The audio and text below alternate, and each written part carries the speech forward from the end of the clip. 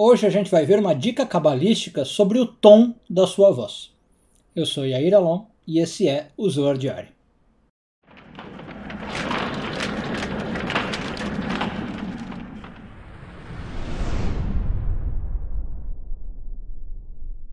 Essa semana continuamos a ler a porção de Shmini, hoje focando nos parágrafos 70 e 71 do Zohar, sexto ano de leitura.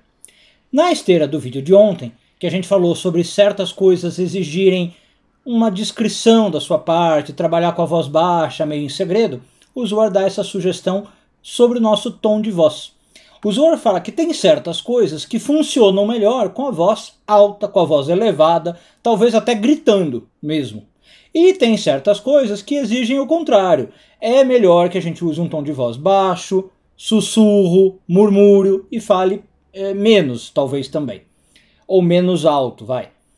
Quais são as duas coisas? O Zohar diz que quando se trata de uma coisa mundana, uma coisa comum, uma coisa muito revelada ou muito exposta, você pode usar um tom de voz normal, elevado ou até alto, como eu disse, gritar. Então vamos supor que você está fazendo negócios. Se você já visitou alguma feira no Oriente Médio, seja em Israel ou em algum país árabe, você já viu isso certamente. Às vezes ali a negociação se exalta, né? É normal, isso é normal, você elevar a voz. Aqui, hoje não porque modernizou, mas há pouco tempo atrás você tinha a Bovespa, a Bolsa de São Paulo, não sei se alguém já visitou, ou outras bolsas do mundo. Era uma gritaria, né? Você via aquele salão, inclusive era uma das profissões mais estressantes do mundo, né? Você ser corretor de bolsa, você tinha uma média de vida alguns anos menor do que outras pessoas. É normal se exaltar, gritar no meio de um negócio. Ou, como eu falei, de coisas mundanas. Um jogo, uma diversão, né? Falar de coisas reveladas e expostas. Quando se trata de espiritualidade, a dica do Zohar é oposta. Aí não convém você ficar em praça pública gritando, falando sobre ideias religiosas e espirituais, segredos da Torá, segredos da Kabbalah, né? Essas coisas são para falar em voz baixa, um a um, num pequeno grupo de estudo. Percebe a diferença? Combina mais, né? Quando você troca as energias, para as coisas mundanas você fala com voz baixa e para as coisas espirituais com voz alta, você está meio que quebrando a sintonia, né?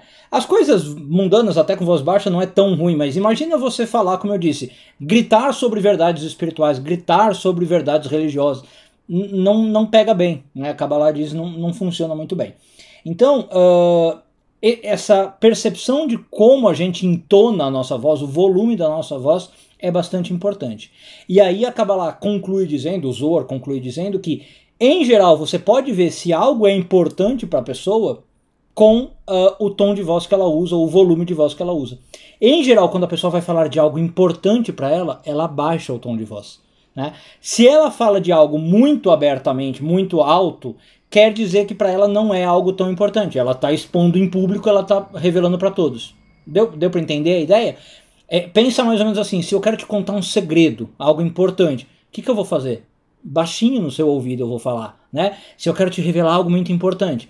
Quando eu estou, por exemplo, digamos, vamos fazer uma cena bem caricata, mas só para você entender, numa roda de amigos, numa mesa de bar, e estou ali na ponta da mesa gritando e rindo, eu não estou falando de nada muito importante, repara? Pode ser algo legal, pode ser algo bacana, divertido, mas não estou falando da minha intimidade, eu não estou falando de algo que eu considero muito relevante, porque por natureza, se eu achasse relevante eu falava mais baixinho.